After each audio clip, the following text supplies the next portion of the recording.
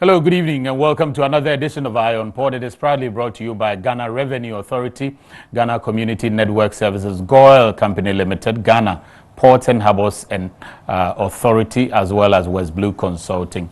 We have quite a number of media partners: the Graphic Business, the Ghana Web, the Business and Financial Times. Also, if you tune in tomorrow's edition, that on GH1 at 8:30 p.m. you should be watching the abridged version of this program. Also on Ghana Television at 8:30 p.m. on Wednesday, you should be watching the abridged version of the program. Now today we're going to talk about a very important part of the business around the port industry, and that's warehousing. We're going to look at how we can harness the benefits that we have within warehousing, and also if there are some challenges in dealing with warehousing, how do we tackle them so that people can really, and business folks can really harness the potentials that come along with this. Also, over the weekend, the Ghana Journalists Association honored some two wonderful journalists, the best maritime reporters.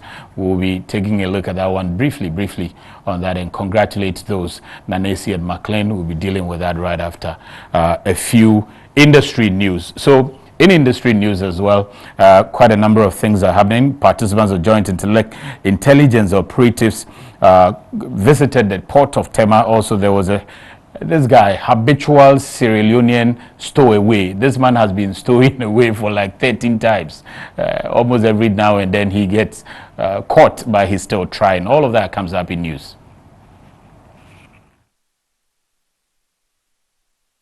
The ISO coordinator and corporate monitoring manager of GPHA, Gavin Amavi, has stated that management and staff of the port of TAKORADI are committed to working closely to keep the TAKORADI port within optimal levels of safety, as well as deliver quality services to clients to achieve maximum efficiency by observing best international practices through ISO compliant activities. He said the Ghana Ports and Harbours Authority is keen on keeping with international standards of work, and as part of the requirements of the International Organization for Standardization, for which GPHA is certified to.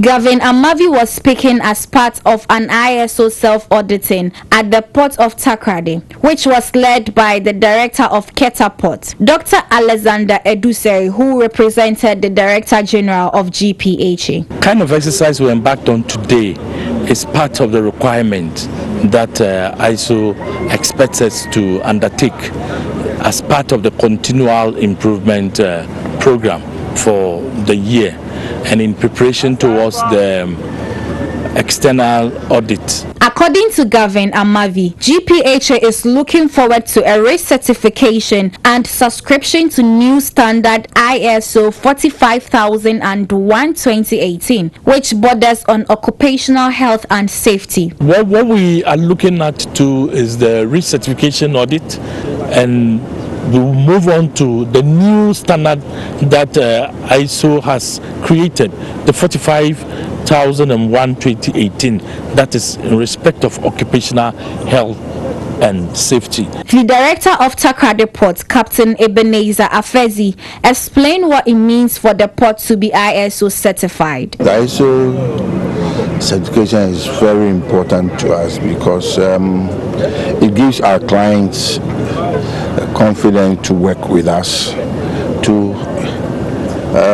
It makes our own staff do exactly what we say we write and we say we do. At least it puts the staff on their toes.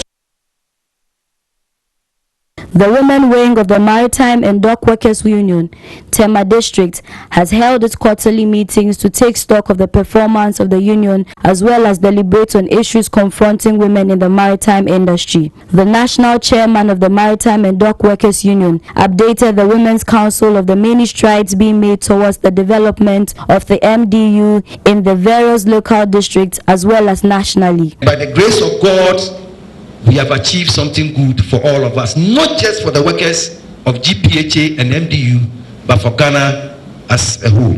Esther J.B. Donko, General Manager, Marketing and Corporate Affairs of the Ghana Ports and Harbours Authority, who was the guest speaker at the meeting in line with the World Maritime theme of empowering women, urged women in the MDU to strengthen global efforts and bring equality within the local space of the maritime industry. She urged women who seek to break the traditional boundaries that have underutilized women for roles in the industry to work very hard and justify their inclusion. The whole idea is to make sure that we break that tradition of inequality where we have too many men and the women are just few. She revealed that trends in the maritime industry, where automation is continually being introduced for ports and ship operation, has made it more attractive for women to take up opportunities in the sector. Discharging cargo, handling of cargo were highly manual, and that required the muscles. So the men were there and we were the weaker links. But today, there's so much changes, and what is happening is giving us advantage. Automation and all these ones that I have put here. Rita Kwashi, the national chairperson of the MDU Women Council, called for more implementation on the ground with regards to opportunities in operational work in the maritime industry for women. It is not easy getting those kind of jobs or positions to occupy, where you can operate a crane, where you can pilot a ship, and that. So that is what we are saying, that yes, we don't want the lip service that we are empowering women. Give us the opportunity. A 36-year-old Sierra Leonean stowaway, Aminu Sese, has been nabbed after trying to escape at the TEMA port, where the vessel he was on board sought to disembark him. He revealed that he felt threatened by the possible ramifications of his actions and tried escaping the vessel by the help of local fishermen at the TEMA port anchorage. Particular incident, he got lost from the ship from the anchorage, and it became very we were all disturbed. He managed to get down, join a boat, a local boat, call for assistance, and go to our fishing harbor where we intercepted him. According to the TEMA port security manager, Colonel Joseph Malik Punamani, the Sierra Leonean has attempted stowing away 13 times without success, adding that this is the second time he has been disembarked at the TEMA port, where he was consequently repatriated to his home country of Sierra Leone. This is his second time being arrested in TEMA port, and he has done the stowaway 13 times. Colonel Punamani noted that illegal immigration through stowaway is not a profitable venture, but one characterized by too many dangers to life. If you want to do illegal immigration, you have yourself. In northern Africa, we see people boats capsizing and people dying. So at least home is sweet. Let's try and manage ourselves here. 36 participants comprising personnel from the military, police, immigration, and the National Fire Service, who are undertaking a joint intelligence operatives refresher course, have visited the port of Tema as part of their course program to acquaint themselves with port activities and emerging trends in security threats of the country. The course, organized by the Department of Defense Intelligence under the auspices of the National Security Council, was also to create interoperability among the security agencies of the country. The Tema Port Security Manager, Colonel Joseph Malik Punamani, who briefed participants on the TEMA port's history and operations, described how Ghana's ports are being positioned to be a hub with world-class security within the West African sub-region. And our mission is to provide a safe and secure environment for the conduct of maritime business in the ports, using modern technology and disciplined staff.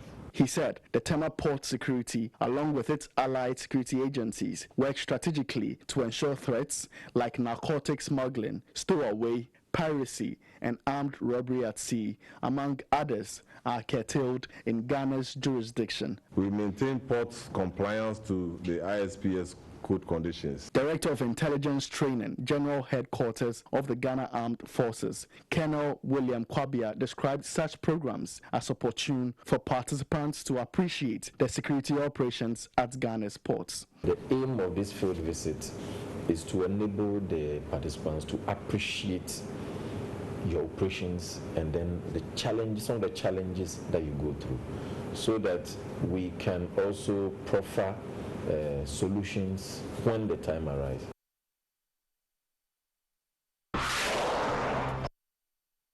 So those were some of the issues around the port in the course of the week and over the weekend. That's just yesterday, Saturday. The Journalist Awards took place, and some two wonderful journalists who have been reporting around the port business for quite some time now got recognized for their wonderful job. I've been joined in the studio by one of them. MACLEAN is with the graphic, right? Business. Graphic business or graphic itself.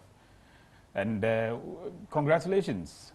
Thank you very much. Good, good, good. I think you got the award with, there's another. Nanesi. Nanesi of Oman Yes, FM, right? Yes, yes, yes. Good.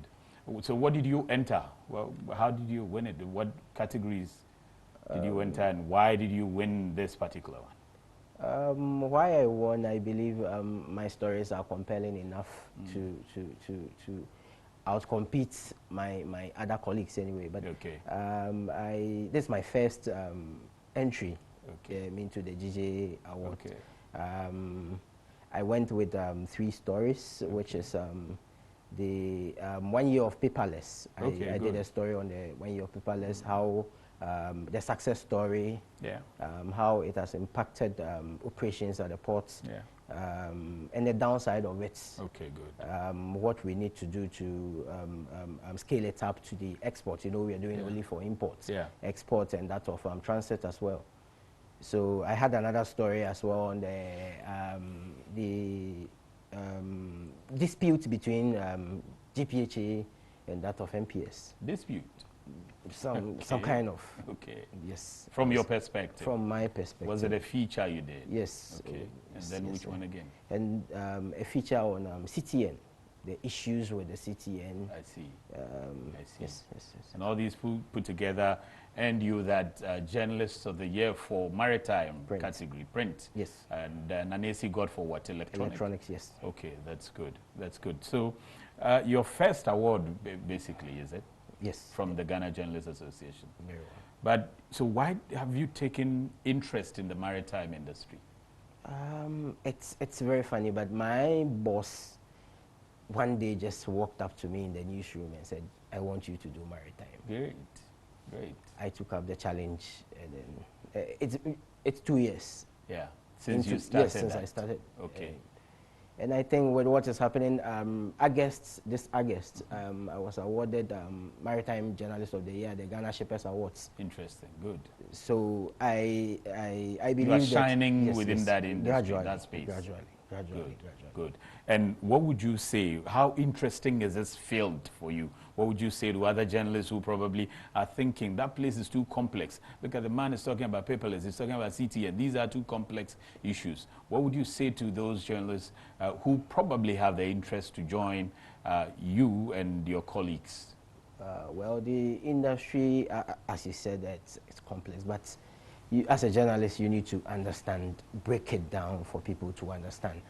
It's not as complex as it used to be. It's very big. You can avoid the big words, the jargons. Get it simple for everybody to understand. That's all. Okay.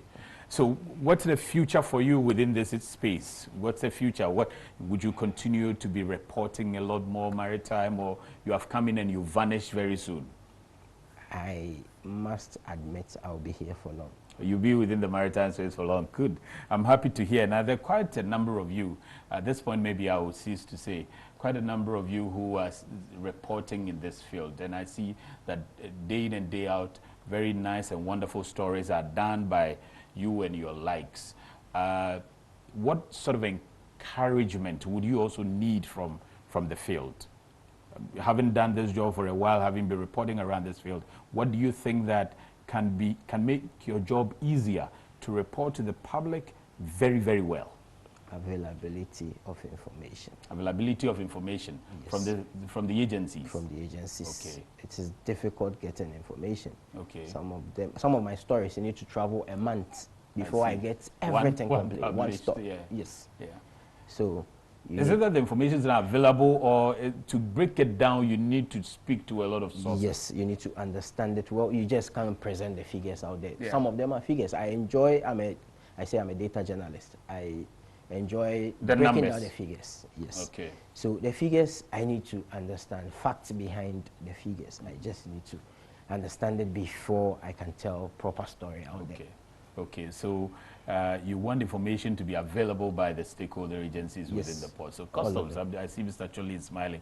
Tell them you want information. Anytime you walk to customs, you want information, it's available for you. Apart from that, anything else? I think there are three. This is just an appeal. The three authorities, they should support journalists. Which three authorities? The Ghana Maritime Authority, the Shippers Authority, and that of GPHA. Authority. Very well. Yeah. Customs is also there. Yes, Customs as well. we should find a way of supporting them in area of education. The Regional Maritime University is just but you can at least consider creating scholarship for you. And you can start with myself as a the winners, yourself and your colleague Nanesi as well. Yes. So I think that's a very fine appeal. Now, if you get journalists understanding this particular area, what it does is that it helps you to disseminate the information we want you to carry out there a lot more. And I think this is a fine appeal. The Regional Maritime University, it's an opportunity to grab MACLEAN, teach him a lot more, give him some scholarship to learn, and then for him to be able to speak your voice a lot more louder out there and clearer out there for you as well. And then what did you get from GJA as well? I am yet to be told. You are yet to be told. Okay, so GJA, Mr. Philmoni, Doctor, we want you to give MACLEAN the best, and then let them be able to do the best job for all of us. MACLEAN, it's a pleasure to have you in here, and then we congratulate you and your colleague Nanesi, as well as all the others who are pursuing writings around this area, the port's space there. I should also remind you, as I got a text from Boss Ram, the GJA president, that there's also the Ghana Port Journalists Association that he's going to launch pretty shortly. If you're a journalist who is interested in this area, already the awards have started. Last year was the maiden edition of the awards, and then going forward, they will be recognizing journalists. Opportunities will be created for journalists who report around the space there. So get involved and get it all done. MACLEAN, what else would you have to say final to Graphic and everybody else? Oh, I thank my bosses at Graphic for giving me the opportunity. They should give you fine car view. Very well, please. I got to tell Mr. Kobi Asma, very well. You deserve some nice car because you've been doing well. Very well. I'm using the motorways. It's not small. Take your awards, present it to the transport minister. Mr. Siama is a fine man. He will make you fine. Take you to customs as well. They will make you fine. Well, congratulations, MACLEAN and Nanesi. We'll be right back after the break, and we'll talk about harnessing the potential of the bonded warehousing system. Here's innovation from Goyle that takes you further. New Goyle Super Synthetic 5W20 and 5W30 lubes have been expertly crafted with the latest in liquid engineering technology, highly advanced for modern engines, prolongs oil change intervals, save you fuel, clean, protect, and enhance engine performance. The way engines work has become complex, and Goyle has innovated to stay ahead. Expertly crafted lubricants that work excellently with all petrol and diesel engines of today. New Goyle Super Synthetic 5W20 and 5W30 lubes. Innovation that takes you further. Goyle. Good energy. Dear valued client, The Ghana Trade Hub mobile app is now live to make it easy to track your consignment and know the estimated duty payable for both general goods and used vehicles. We are pleased to inform you that the Ghana Trade Hub mobile app is available for download on Google Play Store for Android users and the App Store for Apple users. This is the best opportunity for all importers and exporters to know the duty payable on every good under transaction. You can reach the team for inquiries and support by calling +233 242 435 663. Send an email to support@ghanastradinghub.com. To remain updated, kindly follow progress on the following platforms: www.facebook.com/Ghana Trade Hub, www.twitter.com/Ghana Trade Hub, and ghlinkedin.com/in/Ghana Trade Hub. Importers and exporters can download the official Ghana single window mobile app, which allows you to track your consignment conveniently and also allows you to obtain your estimated duty for general goods and used vehicles. Please spread the message to everyone importing or exporting. The Ghana Trading Hub mobile app is now live. Download and never be cheated. This is powered by the Smart Ports Project under the auspices of the Government of Ghana and the Ghana Revenue Authority. Smart Port, improving Ghana's ease of doing business. Ghana ye yenya ya sase o my kesia ye kan ye hobom ye adwumaden ye beye kese pa yento a ye tietia ne da no ene ne yedi sisi suku adan ne ayasabia ade bi yi akwan am ye nya setena pa ene ne papi eto bi te say withholding tax, income tax, excise tax stamp ene afoforo pi wo ho a ebia na wo mu sembisa fa de wo sawutia ankasa ho enu nti ne ye wo ho ma wo ne se ye beboa wo eto aketewa bia boa mesrawo boa ne peja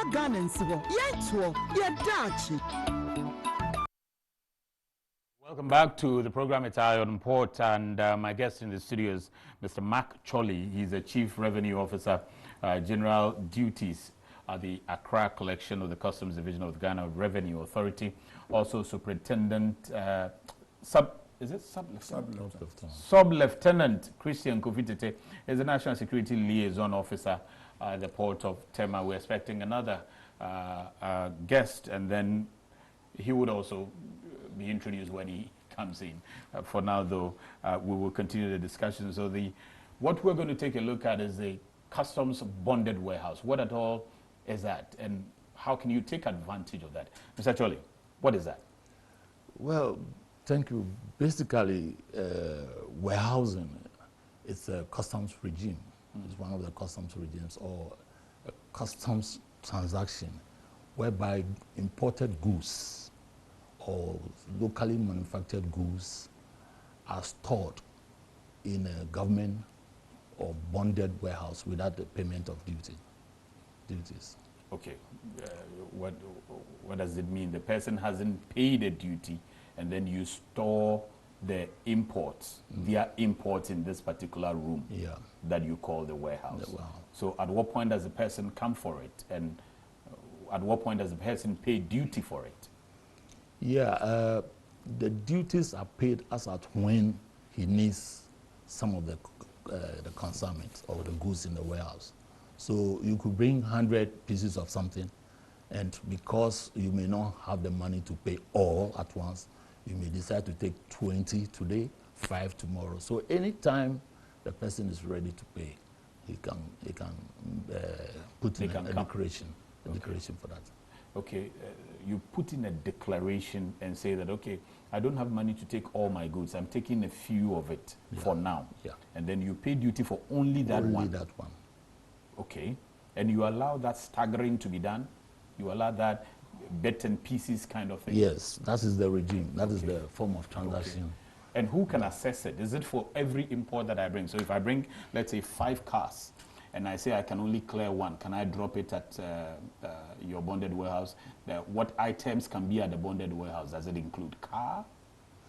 Well, we have few warehouses in Accra, for instance, where vehicles are brought in and stored, like to mechanical Lloyd, runner motors and all that. They can bring in cars. You can bring in cars and store them. Yes. Okay. Yeah. Okay. And who can, like I said, so anybody at all can access your bonded warehouse? Any businessman, anybody who has a warehouse, who wants to do business with government, can decide to put goods in the warehouse. It's not restricted to anyone. Foreigners come in, they do that. Ghanaians likewise do that. Okay. And back again to the sort of items you can put there. Does it include food items? Sure, yes. Food items. Food items. How are you able to store that? How do you secure the guarantee, the safety, the quality of these foods when they are stored at the bonded warehouse? Yeah, normally we check the expiring dates or the lifespan of the goods before we allow them into the warehouse. If the expiring date is close, such that by the time it is ex-warehouse, it may not be good for the public, we will not allow that. So you have to deal with Food and Drugs Boards, Standard Boards, and all those agencies that look at food items before you can store inside goods. So is there a particular certification or sort of some form of certification that you require from the food importer before you from FDA and GSA before you store the product? You have to go that way before you can store inside goods. Okay.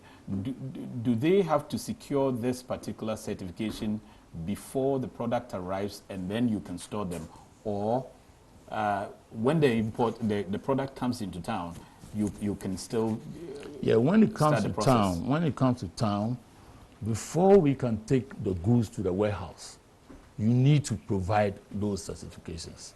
You need to provide, because if it's outside, we may not know the nature or the lifespan of the goods. But when it's in town, you have to provide those certifications before we can allow you to put the goods in the warehouse. Okay. How well is it being patronized? Well, it used to be very, very, very good. And I think that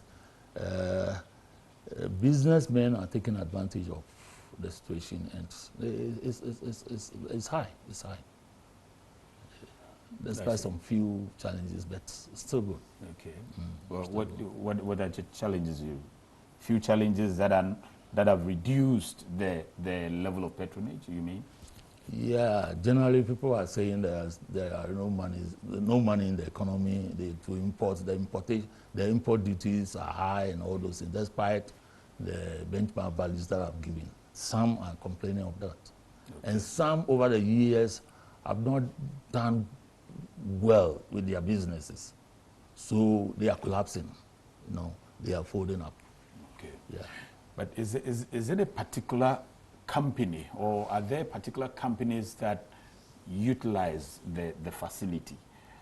Or day in and day out you get new people as and when they feel their goods are in and they want to take advantage of the facility, they do that? If I understand your question well, okay. You are trying to say that... Are there fixed companies who have been patronizing this facility? So you can have about 10 companies that they are regular users. We have some like that. We have some like that. Okay. We have some who come in for a period then check out. Okay. Yes. Okay. Okay. Mr. Bonded warehousing, how familiar is it to the national security? Some water. We are familiar with the operations because we've been taken through its rudiments, the operation of it as national security, because you have to understand actually the operations of the place. Like he said, it mitigates the problem of maybe securing finances for clearing. And so it is easier for businessmen who brings in especially large quantities of commodities to keep them and stagger clearing as and when they need it on the market. So ours is to see to it that it is not abused, because some would like to cut corners and then they will like to abuse the system by not paying the requisite duties before they clear them. And so that is one of our duties. We also make sure that, like you said, if they are expired in the warehouse, we don't allow the commodities to go to the market. We help in distraction of it. So that's what we do. Okay. You help in distraction of when it's expired. When it's expired. Yes. Okay. So is that supposed to mean that you are in regular checks of these commodities? I think the custom officers feed us with the status of the goods. Okay. And then we do take you charge. by yourself or from your institution also get to move and inspect some of these products from time to time? We don't, like I said, the custom officers or customs raise a query on it, feed us with the status of the goods, and then the item. And when they are ready, we have a joint team, that is Environmental Protection and Food and Drugs Board. And then Port Health Clinic, Port Health, we accommodate we accompany the commodities to the destruction site. Okay. And we ensure that they are destroyed so that nobody sends such unwholesome food to the market. Okay. To what extent, Mr. Choli, to what extent are we benefiting in terms of revenue from this particular bonded warehousing business?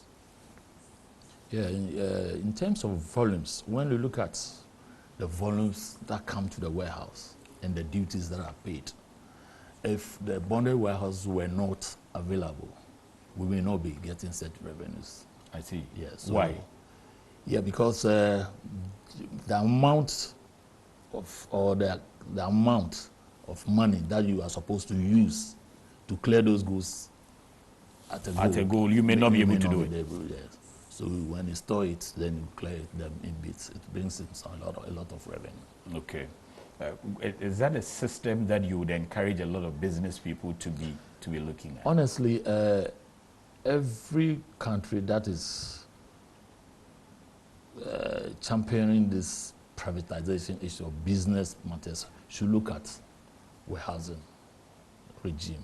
I see. Critically, because the benefits are enormous. Okay. And highlight some of the benefits directly to the businessman from your perspective. And then I have seen that Samson Asaki has also joined us. When you are done with that, we will hear from the importers how they have also, or they benefit directly from that region. First and foremost, like I said, you would have been paying duties. Yeah. That is, so your capital is reserved. You are looking at, you have the goods in your warehouse. You're looking at the foreign market, whether countries around you need to sell goods, then you can really sell to them. That is, it promotes export. Okay. Yeah. Then when you look at employment, country-wise, you have to employ people to do the sorting, do a lot of things in the warehouse. That adds to the employment benefits that we can get. And that's for the country? For the country. Okay. The individual, the warehousing system is said that if you genuinely have an issue with damages or destruction of goods, you are entitled to some payments. So assuming that you are conveying the goods from the port to the warehouse, and there are damages on the way, the law allows you to get a refund, sort of, on the destroyed goods. So if you were not putting the goods in the warehouse, you may not be benefiting such goods. I mean, you will be losing set goods. No, but if you were not also keep storing them, you may not have them damaged in the first place. Yeah, you would have taken them home. You will have cleared them from the port. Yeah. With all the damages, and along the line, anything happens, that is your own business. Oh, but what are you saying? You're saying that if you are clearing along the line, the process of stevedoring, when there are, is it the process of stevedoring when there are distractions or what? No. Okay. When you are conveying the goods from the port, okay, to the warehouse, and there are damages on the way. Okay. you can okay. get some refund. Okay. Yeah. Okay. Yeah. Okay. So there's some sort of compensation if through the process your goods get damaged or something like that. Okay. So we're going to take a brief breather, and then when we come back, we'll let in something, and then we'll hear from the importers as well shortly. Here's innovation from Goyle that takes you further. New Gold Super Synthetic 5W20 and 5W30 lubes have been expertly crafted with the latest in liquid engineering technology, highly advanced for modern engines, prolongs oil change intervals, save you fuel, clean, protect and enhance engine performance. The way engines work has become complex, and Goyle has innovated to stay ahead. Expertly crafted lubricants that work excellently with all petrol and diesel engines of today. New Goyle Super Synthetic 5W20 and 5W30 lubes. Innovation that takes you further. Goyle. Good energy. Here's innovation from Goyle that takes you further. New Goyle Super Synthetic 5W20 and 5W30 lubes have been expertly crafted with the latest in liquid engineering technology, highly advanced for modern engines, prolongs oil change intervals, save you fuel, clean, protect and enhance engine performance. The way engines work has become complex, and Goyle has innovated to stay ahead. Expertly crafted lubricants that work excellently with all petrol and diesel engines of today. New Goyle Super Synthetic 5W20 and 5W30 lubes. Innovation that takes you further. Goyle. Good energy.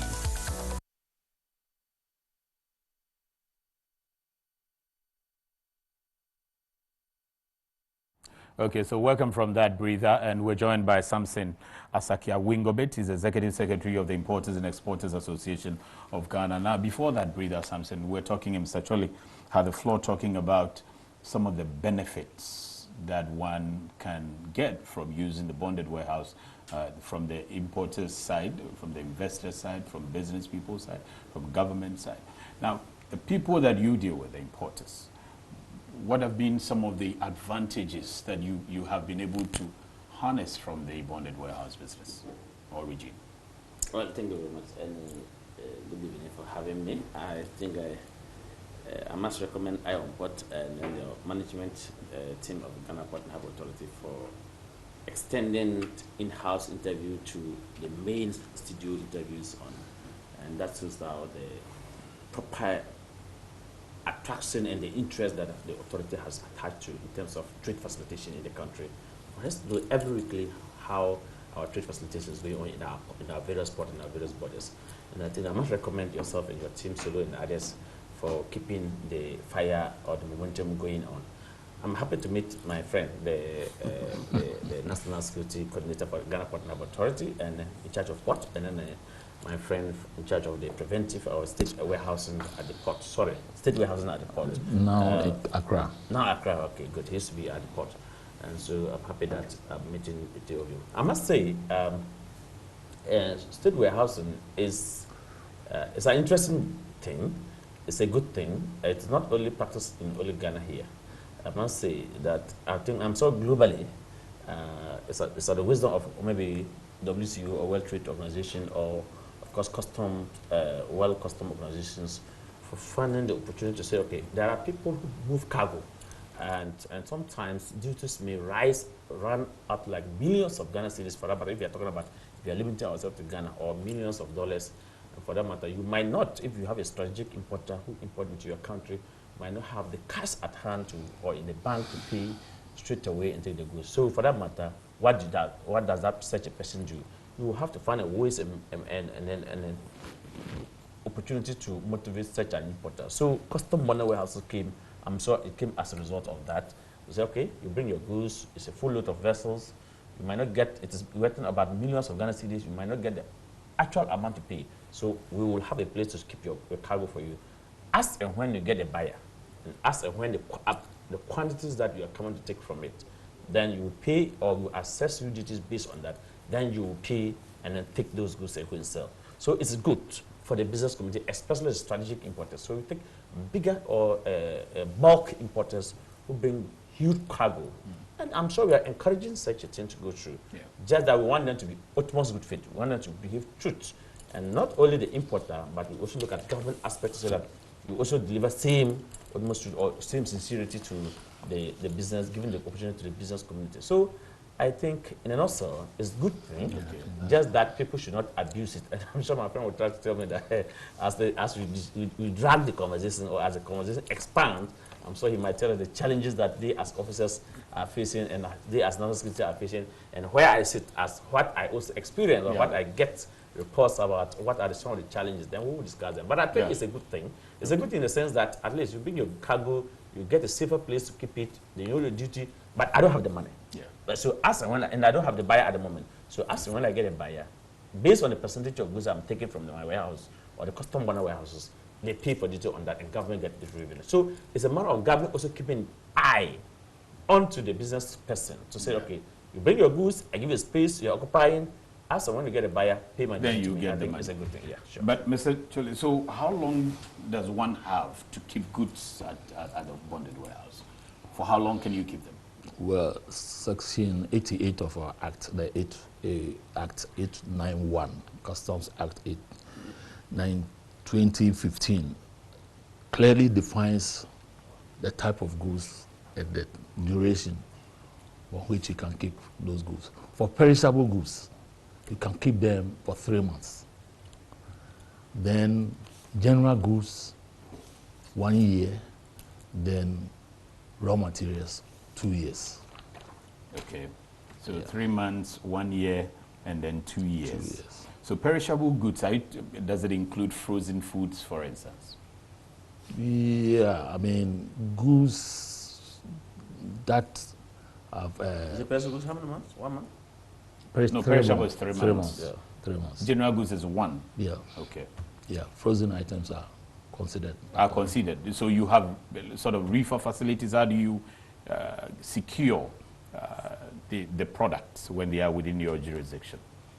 When they are within the bonded warehouse, is there a means to secure those frozen foods, for instance? So I bring in, let's say, frozen chicken. I'm not able to clear everything. Do you have a facility that can keep them?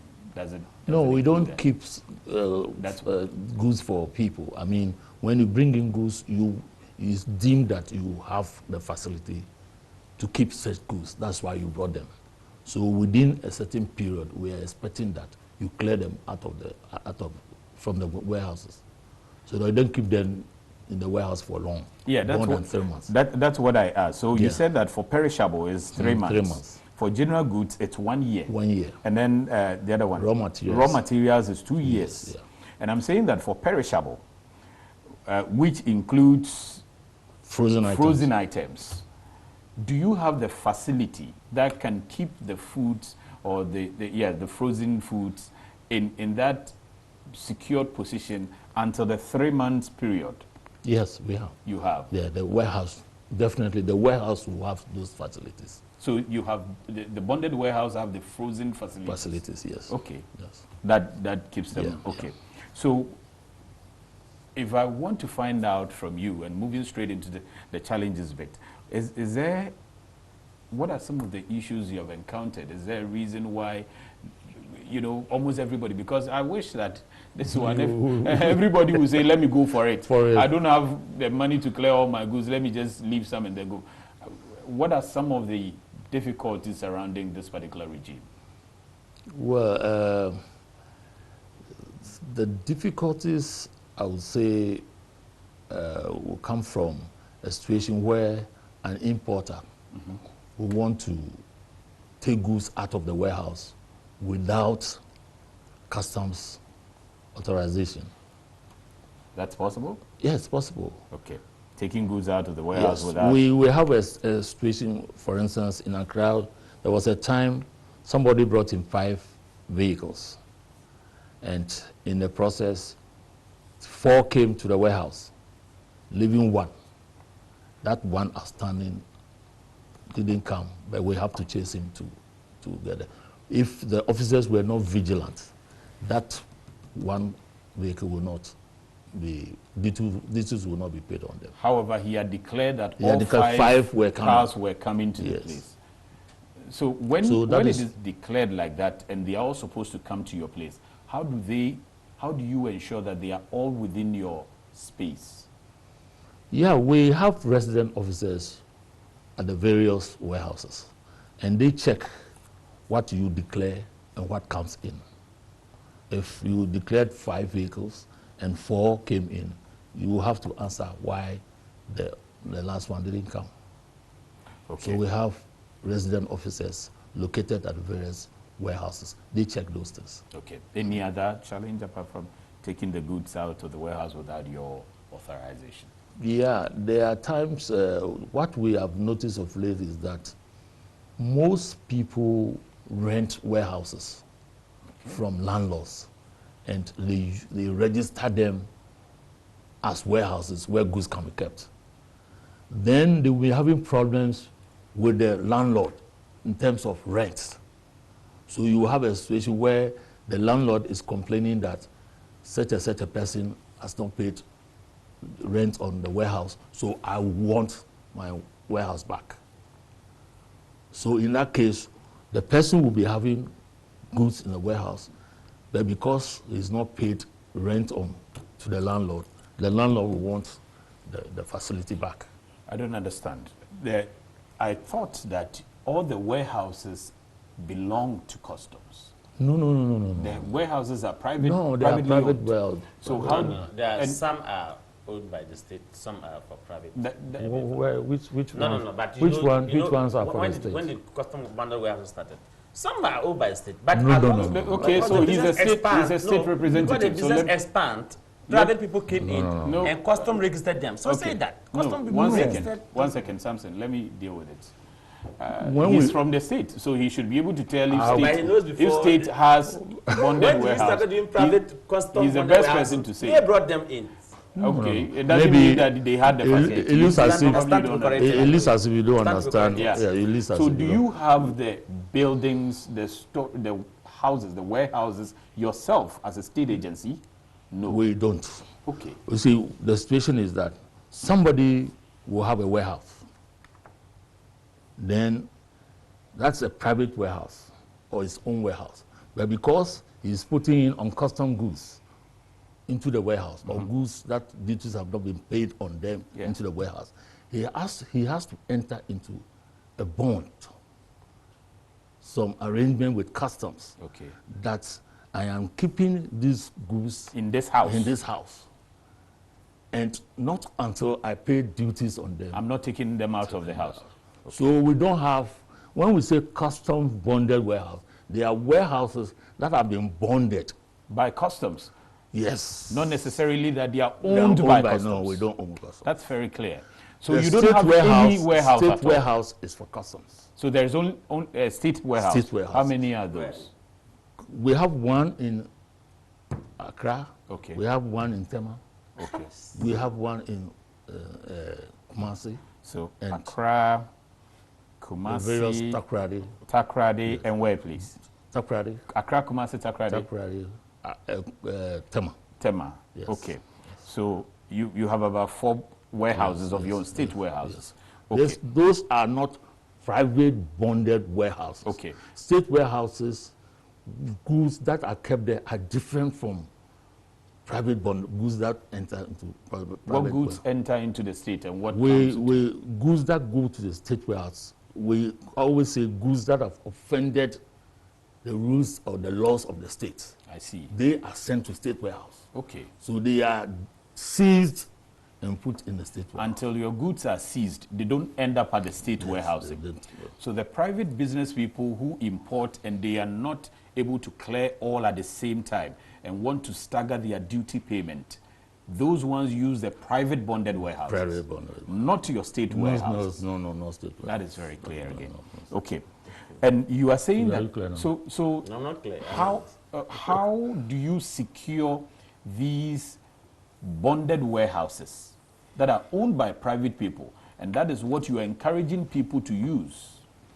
First and foremost, There's an insurance bond. Okay. You enter into insurance that you are saying that if you are able to account for the goods, the insurance company will be held responsible for the payment of duties on that. Okay. We have a revenue lock that we put on the warehouse. One belongs to, the revenue lock belongs to the state, that's customs. Then there's one for the private individual, the operator. He also has his own padlock. So if you don't open, I cannot open. If I don't. This is just normal padlock? Yes. Normal padlock? Well, yes, they are security padlocks. They can be swapped? No, not easy. It's very difficult to do that. Very difficult to swap a padlock? Yes, yes. Regular padlock? Yes. Or you have a special padlock from customs? Yeah, we have security padlocks. We have certain types of padlocks. And even the private person also has... Well, he has his own padlocks too, which may be different from ours. Okay. Yeah. Okay. And then the state warehouse, that one you've made it clear, those are goods that come on UCL. Those that are uncleared, goods that are uncleared. Yeah, detained goods, you know, unentered goods, goods that have offended the laws of Ghana. Those are the ones. So if you bring used refrigerator, for instance, that you say they are banned, they end up there. Expired products and all of that, they end up there. That's clear. So you have stated two of these difficulties. They're taking goods out of the warehouse without customs clearance, and then the rent houses outside the customs space. You are saying that what is the problem with the private person? The private person, I was saying that they could take goods out of the warehouse without you knowing. Without knowing. How it Yet happens, I asked that they are locked by security, and how you said it happens is that if the officer is not vigilant, you apply to take 40 cartons of something. If the officer is not vigilant, the person can end up taking 50. Okay, this is when the officer himself has opened the lock of the building for you. He's there. Take your goods out. But in taking the goods out, instead of the person taking only 40, which he has paid duty for, he ends up taking about 60 of them.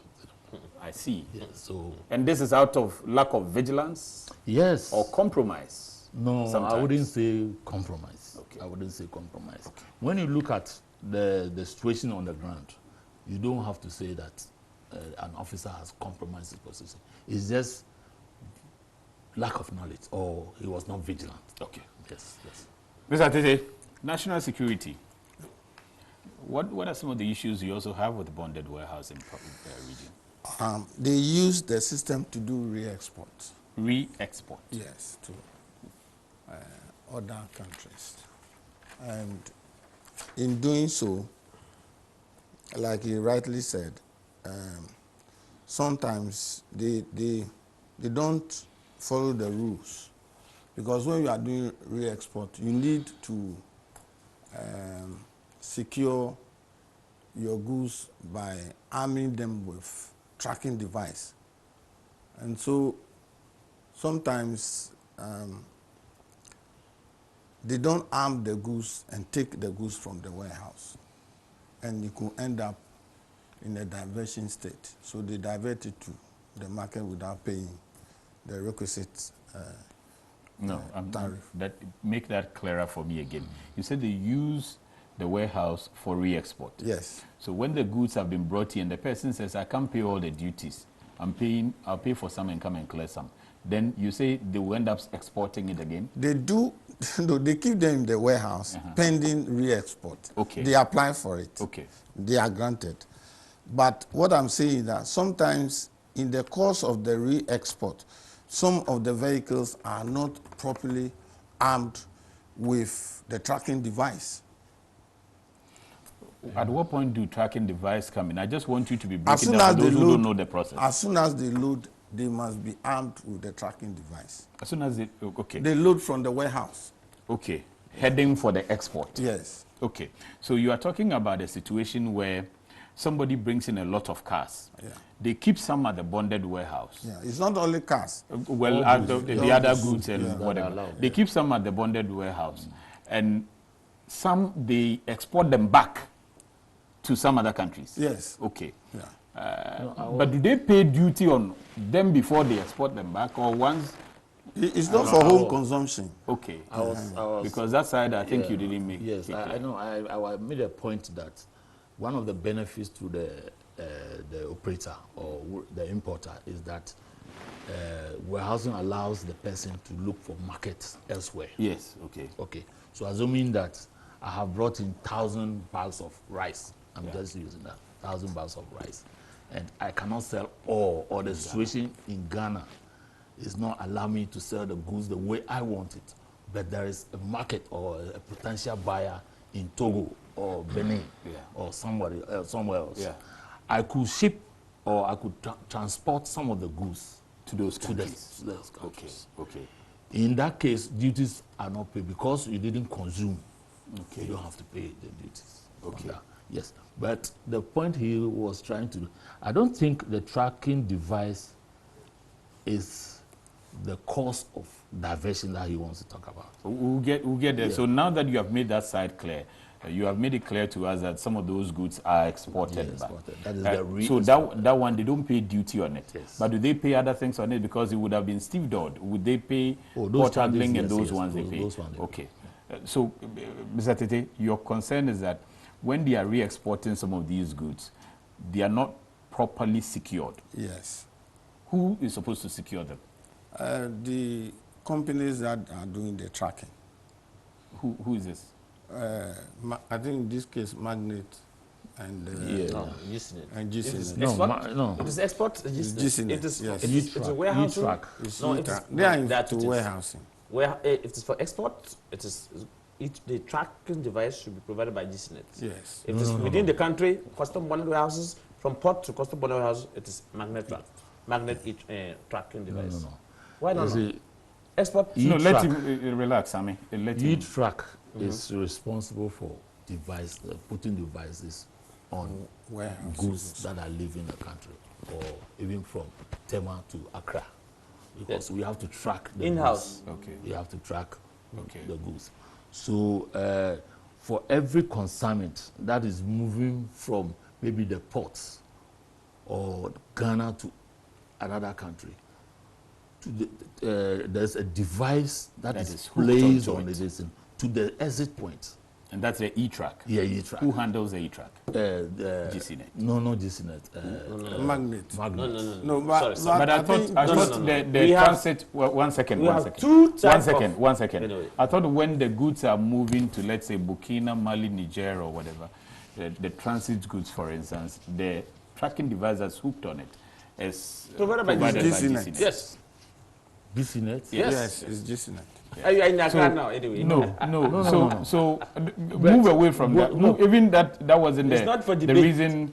GCNet, what is the what do they do? When it comes to my term, sorry. The devices. Well, I stand to go, but I know that the tracking devices are handled by GCNet for the transit countries. Okay. But my question is, the reason I wanted who is behind it is because of the point you raised, Mr. Tete, that when they are going, they are not properly tracked.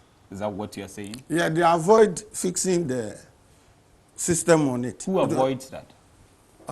So in that case, the business, you see, we had the chance to do an operation where they had loaded the cars and they were parked outside. So we laid ambush. Okay. Now, before they move from the premises, the device must be fixed on it. And then they moved without the device. In this case, it means it is ripe for diversion. And so we tracked them to some point and arrested them. And we sent them back to the port for duties to be calculated because they were for re-export. And that is the leakage over there. If the resident officer is not firm and vigilant, that's what happens. Okay. Yes. Who is supposed to ensure that these devices... The resident officer, is that not it? Who is supposed to be a custom officer? Yes. Okay. And you are saying that... That's what I'm saying. You are saying that they sometimes let it loose for the business people to make way with some of those items. Yes. I see. Well, I think because I participated in an operation where we seized 3 trucks. The last point which had this kind of challenge. Yes. Okay. The last point that was mentioned that GCNet handles transit goods. Yeah. That is not warehousing. Yeah, that's not talking about warehousing of goods. Warehousing of goods, the devices are provided by Magnet. Okay, that is not provided by GCNet. That's warehousing goods. When it comes to warehousing, we are discussing warehousing here. Okay, we are not talking about transit. Okay. So I'm saying that even that now, currently, if you are doing re-exports, you are supposed to provide a bank guarantee. The cost of the goods, you have to show a guarantee that if the goods do not get to the destination, you will be paying that money. Apart from that, the insurance bond is also put on applied. So we have a situation where insurance bond is on the goods, then bank guarantee checks are also presented. So the devices are only to tell us whether the goods actually cross to the next point. Are you then saying that whether devices are properly secured or not doesn't still let you lose? So far as I'm concerned, it wouldn't let you lose the because of the bank guarantee. The guarantees have been and then the insurance bond. Yes, we have to revoke that. Set those things in motion to collect our monies back. We'll revisit that one when I bring in national security. Something. Any challenges from the importer's perspective? This is the biggest, one of the biggest challenge in our port or in our country when it comes to custom bonded warehousing or transit cargo or whatever for the business community. And I believe that we will have to revisit this issue. Just go ahead. I must say, we have so many challenges about custom bonded warehouses. So as I was hammering on custom, so I would need to do with custom bonded warehouses, then I move to transit cargo. Then we can we are dealing with only bonded warehouses. It's about transit. No, it's not about transit. It's about bonded warehouse. Exactly. Yeah. But let's just deal with the bonded warehouse. Well, I'll start with the challenge. I'll do my best. So the point is that custom bonded warehouses, my brother, you have been in the port for, I think, for a month. You have been there before I came. It's okay. Yes. Yes. Go ahead. Now, the point is that before MPS came to being, when bonded warehouses are not supposed to open at the port. It goes through scan. In fact, at the moment, since MPS started operations and containers are all going there, all containers go through scan. Whether it's yellow, it's green, or whatever, it goes through scan. You are not supposed to open them. Bonded warehouses, you're not supposed to open them. As we speak, they are directive at MPS. All custom bonded warehouses goods are being opened and being examined, intrusive examination. You understand? Okay, so first is that you're saying the goods that are meant for the bonded warehouses are not supposed to be opened when they are in containers. You know why? Because there's GRA Custom Office Division has an officer at the bonded warehouse, which the importer has applied that my goods is going to this bonded warehouses. Now, my friend was trying to explain that custom doesn't owe or government doesn't owe bonded warehouses. They owe, but look at the magnitude of goods that come into the country. There are private developers who have put up warehouses where they apply to the GRA, for that matter to the Commissioner General. So custom assess it, and if they meet their criteria, it's not all warehouses that meet custom criteria, because there are ventilation and temperature and other things. So they give them, they license them. So they are being licensed. So if you see any custom warehouse, you will see a number. That's being given by custom. So when you move your goods from the port and take it to that place, but let me deal with the port first. I'm saying that they are not supposed to open and do intrusive examination. But that's what we are seeing on the containers in the current that are meant for bonded Exactly. warehouse. Now, quite apart from that, you have an officer at the port. If the importer leave or if the agent leave at MPS or at the port and taking the goods to bonded warehouses, there is an officer, resident, we call them resident officer, duty or detailed by custom. So when you get there, the container is being opened. They don't just drop the container and pack it there. No. Container is being opened and goods are being taken, offloaded from the container, actually to the bonded warehouses. And so custom officer there taking details of the goods or the quantities of the goods. So the challenge is that if a goods will be open at the bonded warehouses and you have an officer there, what is the reasons for the intrusive examination at the port? Okay, so that's settled. That's taken care of. Good. And national securities will not also allow you, because of the intrusive examination, by the time you are done with this intrusive examination at the port, you know, custom bonded warehouses, there's a time period. Yeah. So it's, I think after 3 or 4 thereabout, you cannot go on because they close like 5 o'clock. Yeah. So they will not allow you. They close at 5. Yes. So they will not allow you to go out. And if you stay at your end, they call it overstay. Is it overnight? There's a rent. There's a cost for it, and you got to pay. MPA, I'm told MPA is also trying to introduce the same thing. So there are charges for the importer to pay. That's the cost that we are talking, the cost component. Quite apart from that. And that you are attributing to what? The delay of, yes, because if you have an officer at custom bonded warehouses, and the goods leaving MPA or leaving GPHA, it has, that's why you talk of the tracking device. The tracking device is okay, so it's still back to the intrusive, because they still do examinations at the container. That delays them. So there is no need if you have an officer. What I'm trying to say that there's no need if there are an officer assigned or details to take delivery of custom bonded warehouse at custom bonded warehouse. Okay, so the next point. Good. So there's a reason is that there's device provided by a company that custom have last or for example the GRA has given permit to provide what do you call it, the device, which is magnet tariff. Is it magnet what? Magnet company. Good. So the point is that apart from even the magnet tariff, the device that is being provided for the track, there is a insurance being given by SIC, State Insurance Corporation. I have not seen anywhere, anytime there's challenges of importer taking goods and not paying, like he said here, and saying that maybe the officer is not being vigilant, trying to use diplomacy ways. But there's custom, there's an insurance. I have not seen GRA taking any of the insurance company to court and say, look, you have bonded or you have insured or the importer has come for you and they have shown evidence of insurance. The goods has been taken. We are holding you to pay the duty to us. Or the device that is being provided is fake, or it's not delivered, or it's not supposed to, it hasn't performed as it's supposed to do. So goods has been diverted. So we are holding you to all the time. It's the importer, which my friend would say here. Okay. Okay. So I hope I get the point. I get the point. So you think that it's bonded, there's insurance, so there should be enough guarantee. We shouldn't blame the importer when there is some kind of diversion or kululu somewhere. Because now we can blame. They are paying for service running to the e-track. Okay. So they are paying for insurance bondage for covering the goods that they are taking to the bonded warehouse. There's a resident officer at the custom bonded warehouses. There should be these are three things that custom can cross-check. Okay. I hope you are getting clear.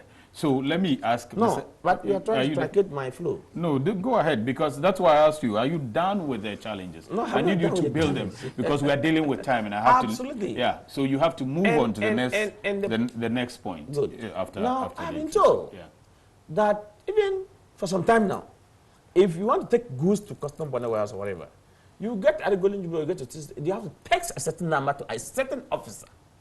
All right. If there's a number, he knows it. He was in TEMA before he moved to Accra. So go ahead, yeah. And they have the text. If you are preventive, and that officer hasn't responded, you cannot even prepare your way bill. Oh, okay. Absolutely, yes. I want a clarity on that. No, I want a clarity. You say that I've been doing this job. I won't lie. It's not about lying. You can open the lies. They'll call. Wait, Sammy. I'm saying that you are saying that there's a number. I want people to understand you. Don't jump, because it's not everybody who understands the business like you and I. No. So you need to make it clear. It's an industrial language. You are saying that there is a number that who should send what to. Good. If there's an agent who's moving goods from the port to a custom bonded warehouses at preventive, when they have to prepare wheelbills and for exit, there is a particular number. If you get there, they will you have to send a text message, maybe the tracking device number, maybe the card number or whatever. That person will have to respond it before at preventive they can prepare you and exit you. If that person hasn't responded, or if you call and that person hasn't responded, you'll be there. You'll be there. No officer. That has been the practice? That is a fact. Okay. It is a fact. You can put your lines on. No, you go ahead. And they'll call here. Okay. So the point is that why all this harassment? Because if government is not sure of the importer, I'm sure you will not even granted the person to even start saying I'm processing for state warehouses. That's why we are taking these challenges so that they address them. So you've talked about the fact that you have to text before you get a response, and that's delaying. Also, there's intrusive examination that's delaying, and already there is insurance bond that should secure all of that. Good. What And again, all the suspense regime at the port. You know, we are dealing almighty paperless. My friend is here. Yeah, and go my ahead. brother is here. There, every office, be it the National Security Office, custom, wherever, one agent has to go through to process documentation before goods can go to bonded warehouses. It's paper. At the bonded You must warehouse? go with paper. There's nothing like paperless. At the bonded warehouse? At the port. Processing to exit and take the goods to the bonded warehouses. I see. No paperless is working on all the suspense regime, be it free zone, be it export, or be it custom bonded warehouses. Okay. And I have to tackle something small on the, you know, there are two companies that are providing the e-tracker system. The Magnet and GCNet. GCNet provide tracking device for export, as my friend was saying. You are taking goods from here to We Togo. are talking about... Oh, no, but it's, I mean, we have the platform, so let's We are talking about No, warehouse. we have the platform. No. You have spoken about go it. ahead, but Yes. just try stick Good. to the bonded warehouse. Good. Yes, So we need time to deal with one subject. So you have a custom officer. You know the still escort fiscal export. Escort fiscal export. For what? Escort. You have to ask my friend here. No, for what? What are you talking about? For export. If you are going like you have imported goods into the country and it's going for export, you are exporting to another country, maybe landlord's country, to go and arrest. So you custom officer that there's tracking device provided by GCNet, and there is also a human being escort, and every consignment there's an amount of course 200 Ghana cedis. I'm told as staff that if you don't pay even if you pay 100 Ghana cedis, the officer on escort will not take. For what? I don't know. Escort or bonded warehouse or what? Oh no, for transit cargo. No, I keep getting back to you, Sammy. I don't want to confuse people who don't. I'm not confusing. When you say just seconds. Yeah. When you say that there's charge $200, 200 Ghana cedis. 200 Ghana cedis on transit escort. I understand. The person who is trying to get understanding of bonded warehousing will mix this up. And I'm telling you, separate the transit from the bonded warehousing business so that people can understand you clearly. All right. So I'm asking about the less difficulty. Don't worry. So I'm coming back to the bonded warehouse. Good. You don't want me to move. No. Step behind. You just come back to the custom bonded warehouse. Good. So the point here is, I'm asking questions. What is the purpose if a goods are to go on bonded warehouses? It goes through scan, which we know that all containers go through scan at MPS. Why the intrusive examination when you have an officer? I think those 3 points. If you are done, those 3 points are clearly made. No, let me now get responses. There used to be challenges on the Magnet tariff being provided in the tracking device, the e-tracking. If the person take the goods from the port, there's e-tracking device on it. It gets to the bonded warehouses where there's a resident officer. Goods are being offloaded.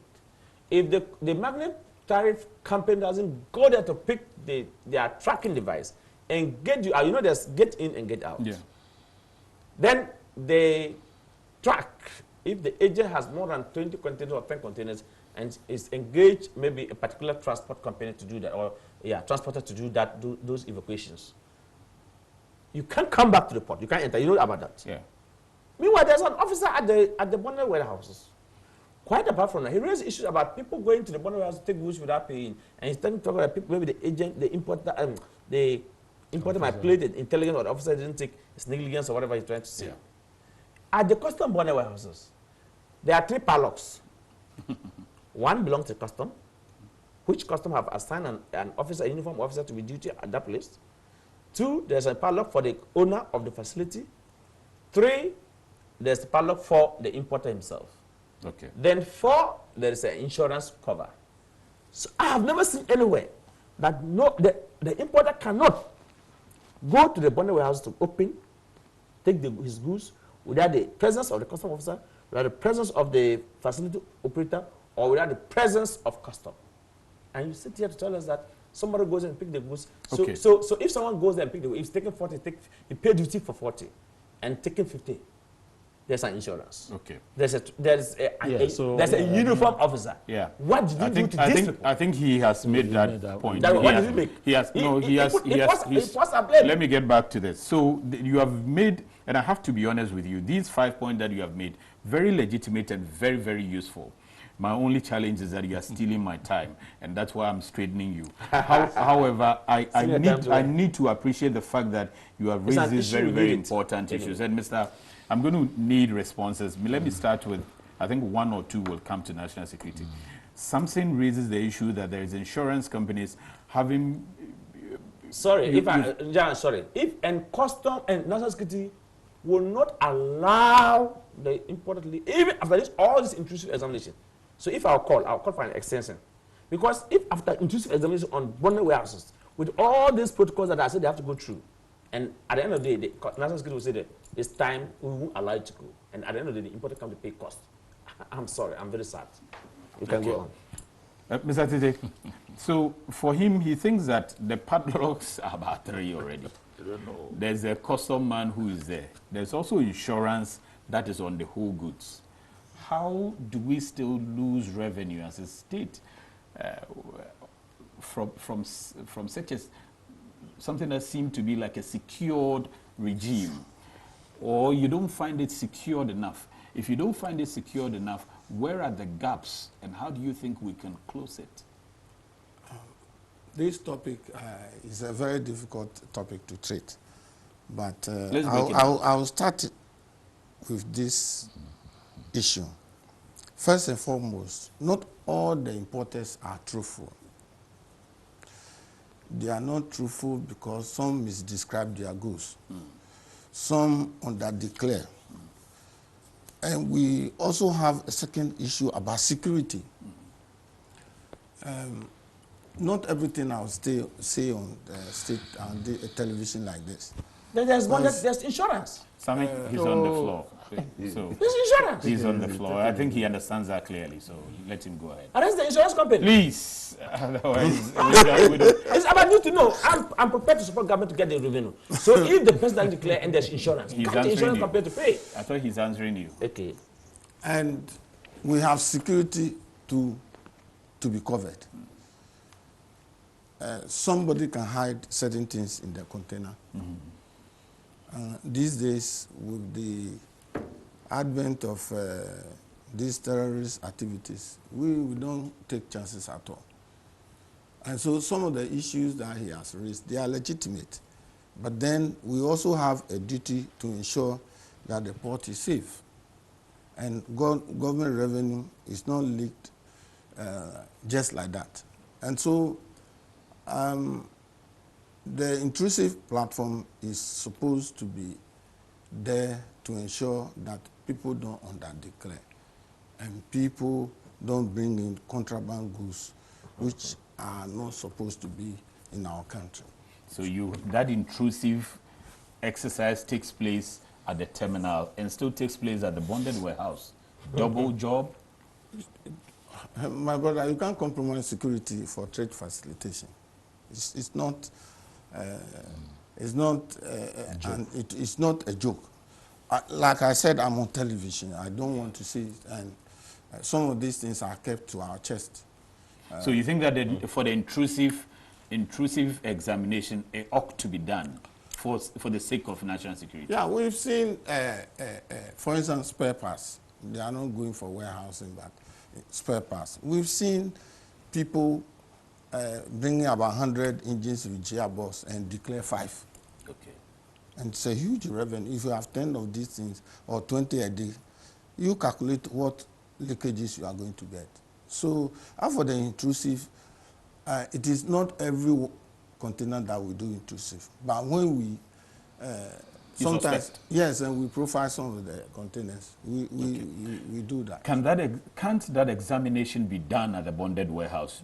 Don't you trust the process of moving it from the terminal all the way to the house, the bonded warehouse, where you can equally do the examination? Making a point that when you talk about spare parts, yeah, we do not bond spare parts. Okay, So something like that. It's home consumption. No, then minus all we are talking about the things that you bond. Yes, that is, we should concentrate on that. Okay, I think that is what the topic is all about. Yeah.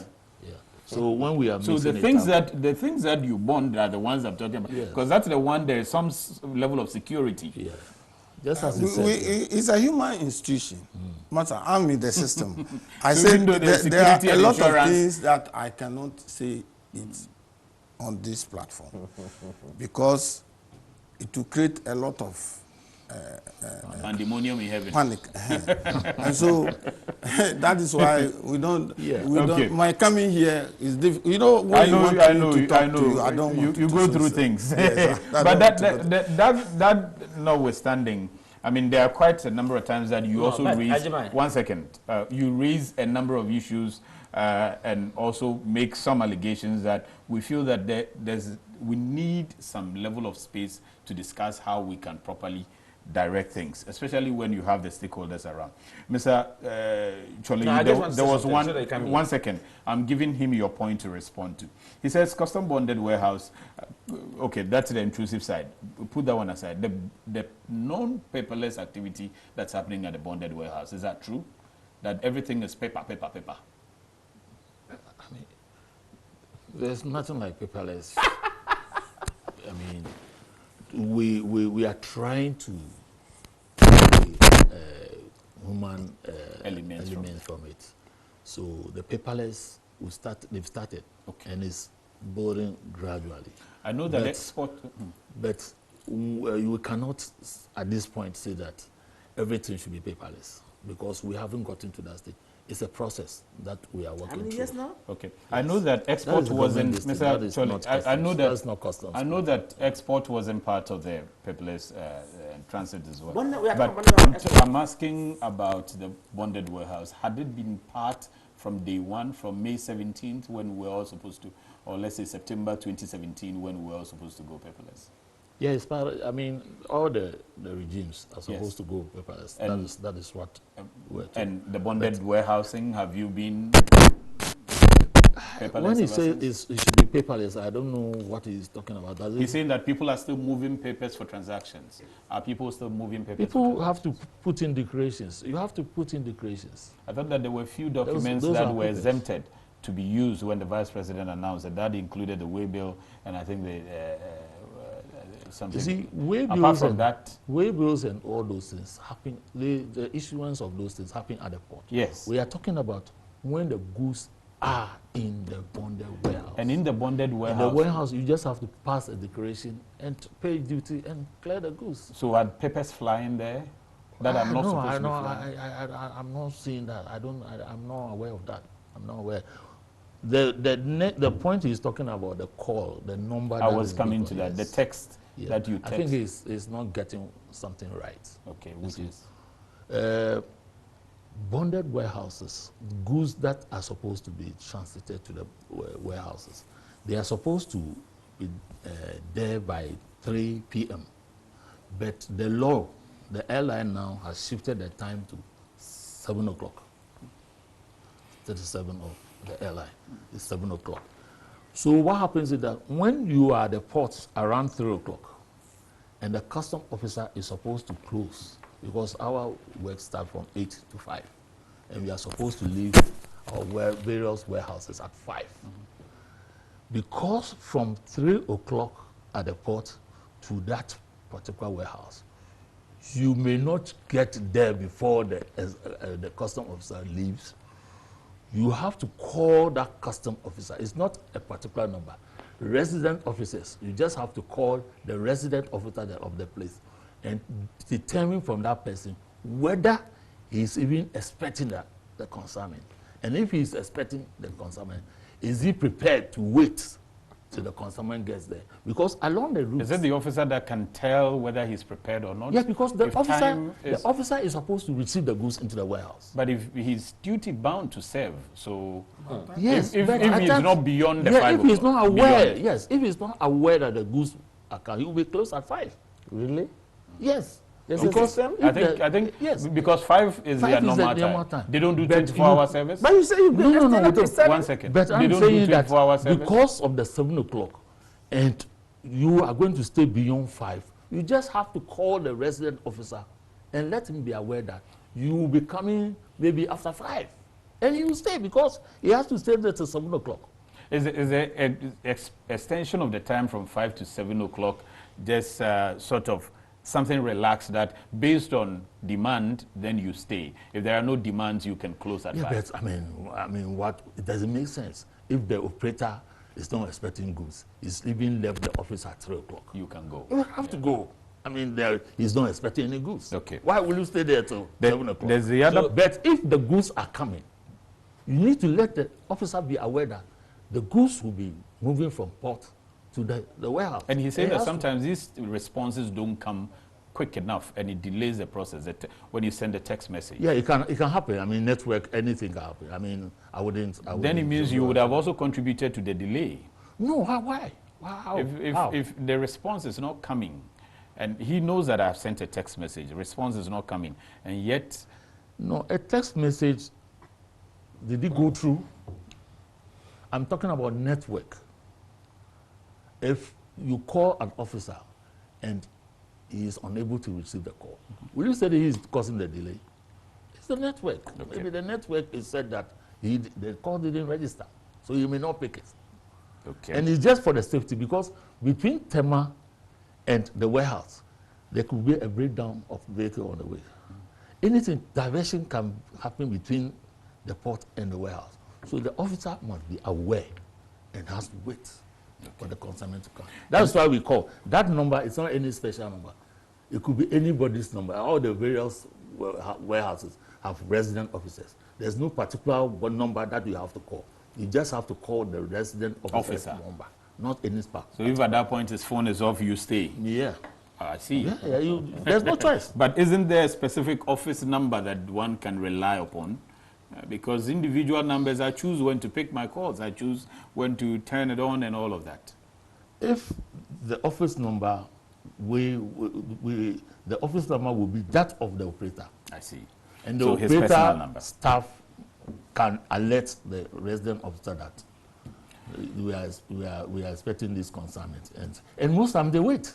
I mean, when they are aware, they wait. Okay. And then there's the part, the e-track company, you have to wait for them at the bonded warehouse to come and be part. It's not true. All resident officers have keys that disarm the devices that come around. So there's no point in send the goods to a warehouse and the e-track man have, no, it's never done.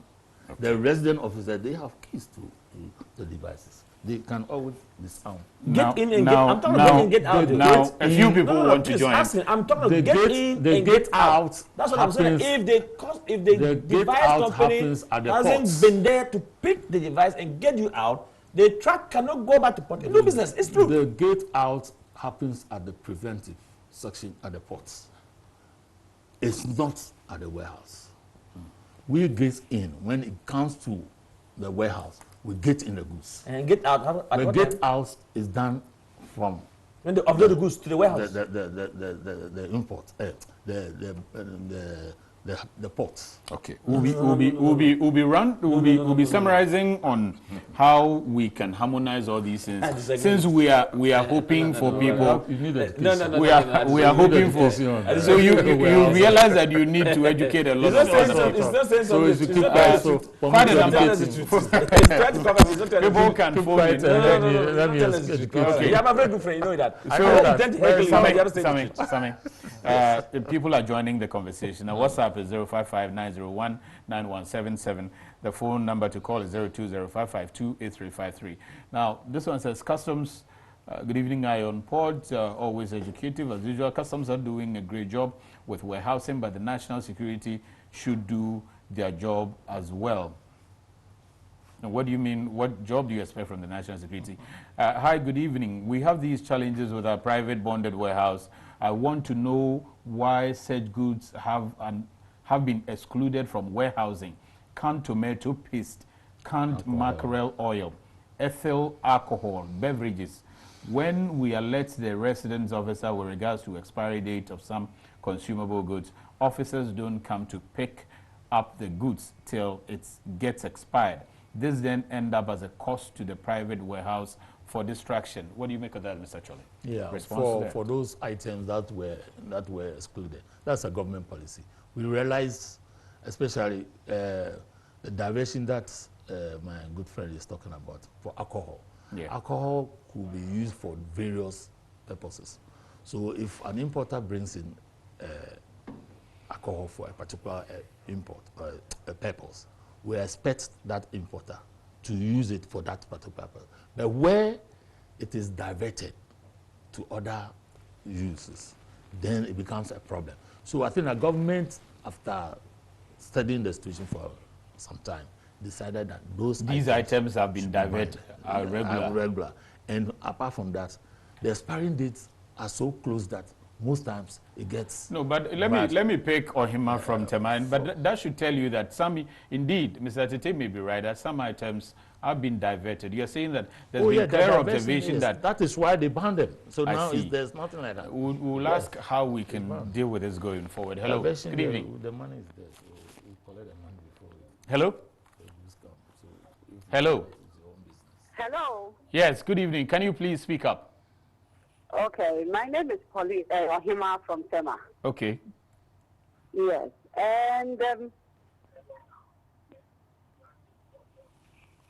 okay. So first of all, since national security is insisting that intrusive examination should be done for all warehousing goods, because of security. But my point is that when goods are being warehoused, when you get no warehousing is done in a container, all the goods are stored into the warehouse. So if there's anything intrusive, at the point of removal, everything can be checked. So if they insist on doing 100% examination for warehousing goods, then they have to extend the time, because examination takes most of the time, and by the time you finish, it's time. I mean, you cannot, national security will not let you go out after 5. Okay. And then also with the issue of sending text message, the message you said, especially I know you have to send a text message to a number as presented. That number is not a resident of that number. It is, I think so, Jubilee is one Musonko or something. You have to send a number. And if the customs is saying that network issues and everything, then why did they bring it in the first place? Because if you know network issues can have impact on some of these outcomes, they don't even introduce it. Sometimes you have to send a text message and call the person. Now imagine you call and there's no response from him. It means you're not going to go out. I see. So the text message issue is very real. Okay. Right. Thank you very much. Mr. Tete, let me find out, have we taken on the insurance company when it comes to... I thought you were coming to me. No, not yet. When it comes to these diversions, when we realize that some of these diversions are taking place, do we take on the insurance companies that have bonded those items? Yeah, I think that's the work of customs. Okay. It's not our work.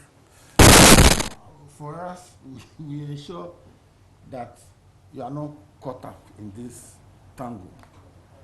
But like you are rightly saying, I mean, my big man, I have not heard a lot of, legal issues against the insurance companies. I have not heard them. Because we are dealing with some diversion cases now. Okay. Which we had. Yes, they are bonded. And we have invited the insurance people to come and give reasons. So why the things are pending. And they gave some excuse, but we are still on the cases. Yeah, it's rare to see them prosecuting the people. I see. Prosecuting the insurance companies or the importers? Companies, they are supposed to prosecute them and take their... monies from them? Yes. Okay, but do we as a state get the money? I'm trying to confess it, please. Okay, we are in the national please. So, we are in the national television. do we secure those revenues from the insurance companies, customs? Yes. Almost all the diversion situations, are we able to secure the monies from there? The insurance companies are supposed to be held responsible. But what have they been held responsible? No. There's always a time frame for claiming goods that have been, cost of goods that have been diverted. So if you don't do it within the specified period, the insurance company will say that, well, the time has elapsed, and so they may not be held, they shouldn't be held responsible. Wow. Yes, that is. So there's a time frame. Yes. And then they would always take advantage of the time frame. Yes. Let me pick Chris from Lashibi, and I'll come back to that. Hello, Chris. That is why we are using the. Hello, Chris. Bank guarantees now. Yes, hello. Because if you don't have the money. Hello, good evening. Good evening. My name is Chris. I'm calling from Statman, Lashibi. Please go ahead. Yeah. What I want to say is that the importers are not tracked. You can't track them because most of the time they, when they bring the goods, they under declare what they brought. In case their container comes, the container have to go through the scan. But let's say example, they have things V8 or Toyota Land Cruiser V8 engine in the container. They will come and declare Chico engine or Mazda engine. When they use that engine to pay the duty, they cheat the government. So the importers are not trustworthy. They are not somebody you can trust. So they have to put system in a place where they have to dictate everything that is in the container. Officers have to see it. If the scan cannot show the items in the container, then they have to allow the officers to do physical examination for the containers, because the importers, they are business people. They always want to cheat the government. Okay. So that I think that correct. Okay. Yeah, I think you need, from what you are seeing, you need a lot more education. People to say a lot more. Unfortunately, we don't have all the time, but we can pick it another time and continue. But, Mr. Tete, let me get back to the intrusive examination again. I understand you that some of the things are there, you need really to keep an eye on it. However, if we have realized that opening the container, examining it, at the terminal would delay the process, isn't there a way we can secure that container until it gets to the bonded warehouse before that examination is done? Because at the bonded warehouse, you unstuff virtually everything. That is where the proper examination is done. So then why do you duplicate the process I was from thinking the it's just beginning? on a external thing. They don't seriously do that. Even they can scan and it just go to be facilitating. But when it gets to the warehouse, that is where we do the class. Yes, but he's saying that before even the warehouse, the intrusive is done at the corner there. But so, there's a real power play at the port. Look, it doesn't support, it doesn't help trade facilitation. I mean, we are all here, the two of us are here to do trade facilitation. The importer, government need the importer because government need that domestic, that international. So because of time, go ahead, just avoid the generics. Now, government, my friend talking about contraband and other things, are you telling me if custom has a resident officer at custom bonded warehouses, again, custom has contracted a company that will have to provide the tracking device, which will be fixed in the presence of custom at the port. Again, government of Ghana made sure that the only insurance company is a state insurance company. I think if then you should open to all insurance companies, not only SIC. You understand? But it is a state insurance company that government has given all this business to. So if the business is moving from the port to go to the custom border houses, I think that's asking to have an officer there, so that about contraband, because it's being tracked from all the way from the port to the custom border houses, they will do the exam, as my friend said. But there's no need for intrusive examination of custom border warehouses when we have put all these measures in place at the port there. And at the end of the day, the person wants to move, you have to text a number, you have to either call, if the person hasn't picked them. And Aziz, then we're talking about Aziz is on the line from teaching. Hello, Aziz. And Aziz is probably going to be my last caller, and then I can read some of the messages. Hello? Hello? Yes, Aziz. Yeah, I'm on the line. Go ahead. Yes, you are. Yeah. Good evening. Good evening. Good evening. This is Aziz. Go ahead, I want Aziz. to contribute about the. Yeah, my problem is I'm one of the trailer drivers. Okay. Most of the time, if we take the container warehousing, we send the container at the custom boarded house.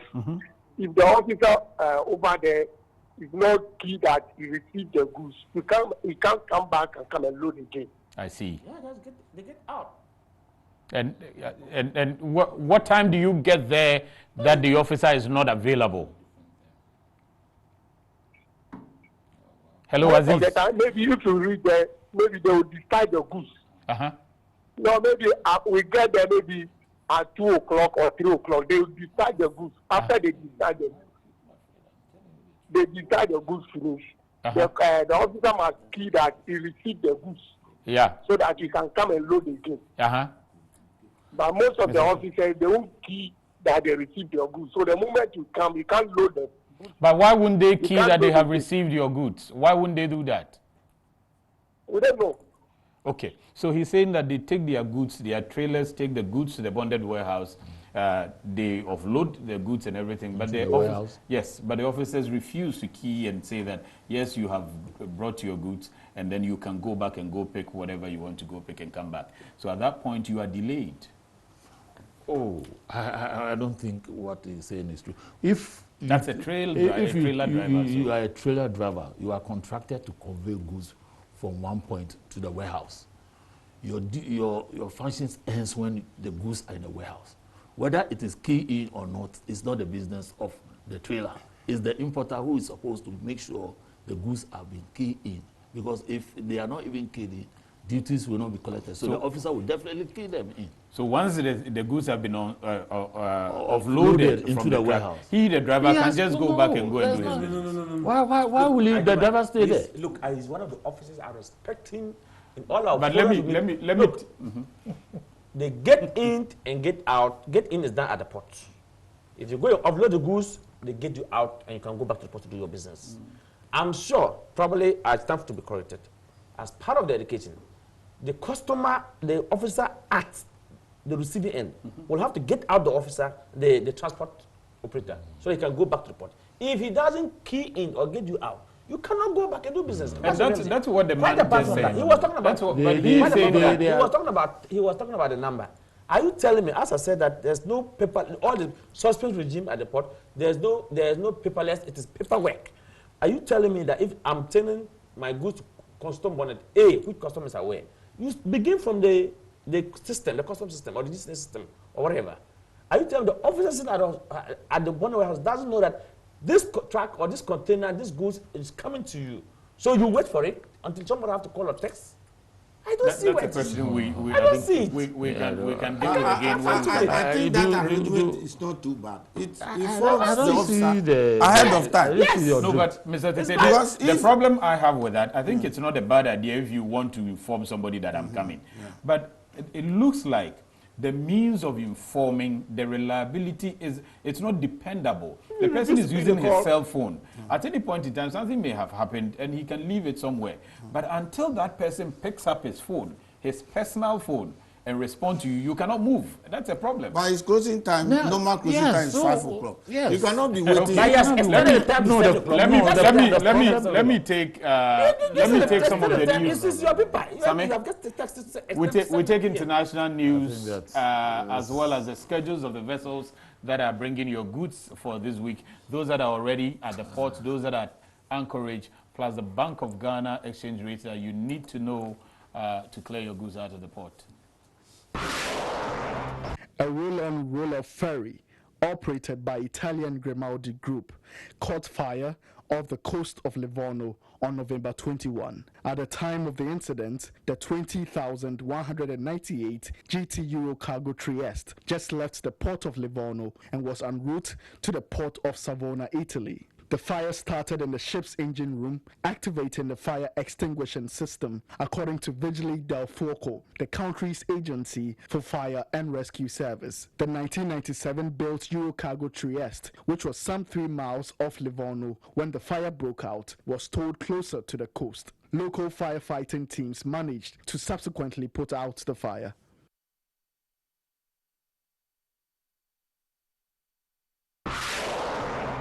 Danish bunker company Monjasa has completed its first ship-to-ship supply of the very low sulfur fuel oil in Lomé, Togo. The STS operation was carried out by the company's tanker African Runner on October 21, 2019 and involved the supply of a total of 200 metric tons VLSFO. The company is currently enabling the IMO 2020 transition by making the new low sulfur marine fuel available across the West African region.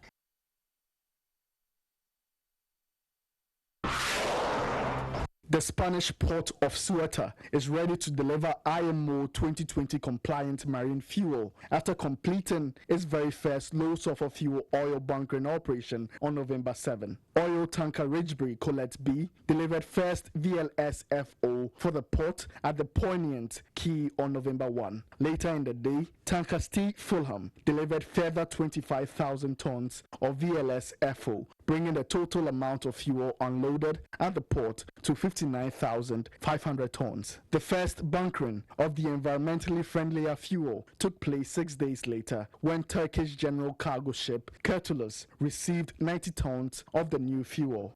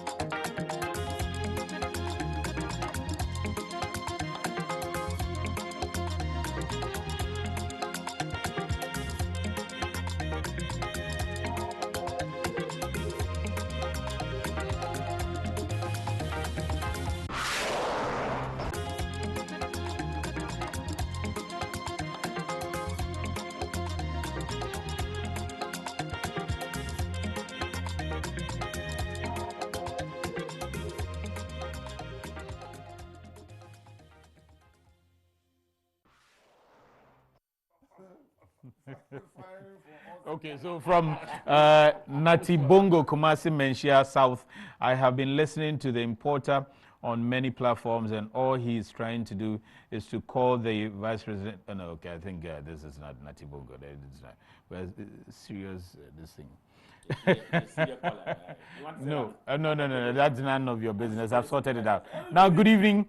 The truck cannot load again because the truck number is keyed in e-truck systems. Okay, that's what he's saying, that until the residence officer keyed in the system that he or she has received from goods. This is from KWOFI Ejapong in TEMA. I mean, when you do that, the custom officer is supposed to examine the goods and be sure of the quantity before he can even key in. So you cannot be waiting as a driver, you wait for him to key in. There are instances where maybe the volume of goods that came in were set that you cannot key in everything that very moment. Some are even done the following day because of volume of work. You know, so if he's saying that you cannot key in, if you don't key in, the goods, the truck cannot load. It's true. It's true to some extent, to the extent that because you have not been cleared for conveying the goods, you cannot even that one is there. That can delay if it's not keyed in earlier. No. I think yes. No, what I'm saying is, what I'm trying to explain that, you see, you bring in 15 containers of some item, various items, and you one truck bringing 15 containers. And they are No, not one truck. Various. So no. You have Yes. the 1 minute to yes. end. And the goods have been loaded into the warehouse. The next step is to key in the items that came one by one. And it's a lot of work. So there are instances where there's a delay of not keying in, that I agree. But it doesn't stop the truck owner or the truck from going to the port. No, my brother. When you get to the port, you have to, the officer will have to gate in. Before they still have to release you. Yes, but and I'm you saying haven't that been released, and you're saying that they're not being released as a result of a lot of pressure. Other people are there, and so it's taking a long time. So once you haven't been released, you can go back and bring another. Yes, that should and be that's where the delay is. Yes. You don't contradict yourself. No. Sammy, I mean, we are getting people to, yes. I'm trying to tell you the actual thing that happens. The other thing is, so we are agreeing that this is a fine regime. This is a fine regime. We are all agreeing that. And we are encouraging people to do it. However, these are the challenges around it. Going forward, how do you think we can fine-tune this whole, particularly the issues of texting, we think is delaying, the issue of e-tracking and all of that? Well, I think that the challenges, some of the challenges have been addressed seriously by this regime government. The bank guarantee, for instance, is one area which is saving a lot of goods being diverted. Or it has secured your revenue. So from insurance to bank. And now, because of the bank guarantee, the insurance bond is also another aspect of it. Okay. If we don't get the bank guarantee, we can follow the insurance companies to do that. So now revenue is more or less secure. Assume that the diversion is even happening. We take the national security. Do you agree that not much when it comes to revenues is being lost, even though you think that the diversion is taking place? Well, I think the incidence has reduced drastically because of the measures being put in place. Okay. All that we all want is revenue. Yeah. And so anything which will stifle revenue generation, we should coordinate very well and have a positive result. And the insurance and the bank guarantee, that's you what think has yeah, they are key. Okay. And discourage the diversion thing. Discouraging a lot of. Sammy, what else would you like to see done for your importers? And, well, I know what I'm going to say. You don't like it, but briefly though, because you know, my outfit issued a statement this week, and your banner has been responded. I'm not going to discuss it here. I'm not going to discuss here, but I'm. Thank you, gentlemen, for coming. That one is none of your. When I tell you that I'm here for one subject, I'm indeed here for one subject. I don't go beyond that. When I'm discussing other subjects and you are here, we'll deal with it. So thank you, gentlemen. Mark Chorley is the Chief Revenue Officer, General Duties, and Mr. Tete, also National Security Liaison Officer. Samson Asaki Awingobert is Executive Secretary of Importers and Exporters Association of Ghana. Thank you, gentlemen, for coming to the studio.